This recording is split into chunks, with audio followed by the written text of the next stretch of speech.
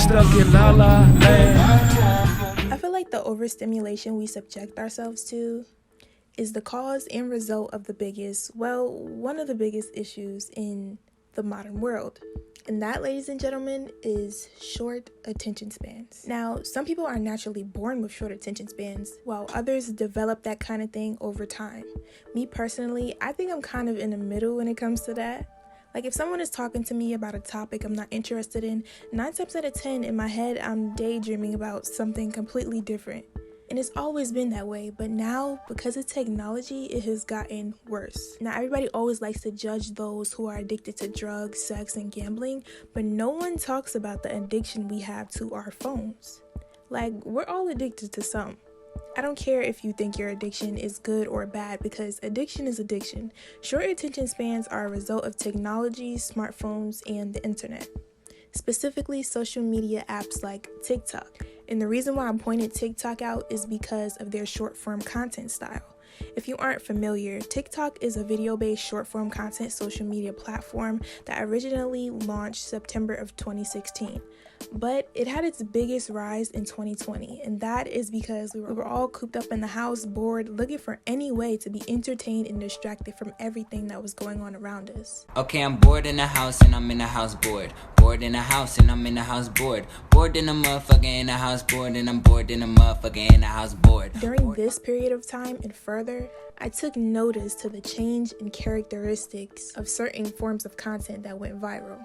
For instance, the trends, sounds, music, creators, and the one that has progressed the most, the length of the videos. Videos went from going viral at 15 seconds to consumers only being able to pay attention to what was 8 seconds and under. And the reason for that is, sadly enough to say, 8 seconds is the average attention span of the masses nowadays. And that's sad because that means our attention spans are shorter than a goldfish. And for the sake of observing other social media platforms like Instagram and YouTube, they know this, and that's exactly why they've adopted TikTok's formula as a way to compete for who can stay on their platform the longest. So every consumer can sink deeper and deeper and deeper into a tunnel of content that is hard to break out of. But we can't just put the blame all on social media specifically, because it didn't start there.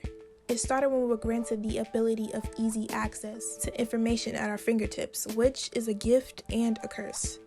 So where older generations used to have to go to the library and fish through a numerous amount of books to find an answer to their question, or to fish through a dictionary to find the definition of a word, we don't have to. Shoot, now we don't even have the patience to. At least I know I don't. So not only is our attention spans the result of being spoiled with things like the internet and social media, it's also the cause of overstimulation, hyper-fixation, feelings of failure, depression, false images of ourselves, the world, and the people, places, and things around us. Not to say that these things weren't in place before social media even became a thing, but it has progressively gotten worse. Especially for those who have impressionable minds, which can literally be anybody after a while, if I'm being honest.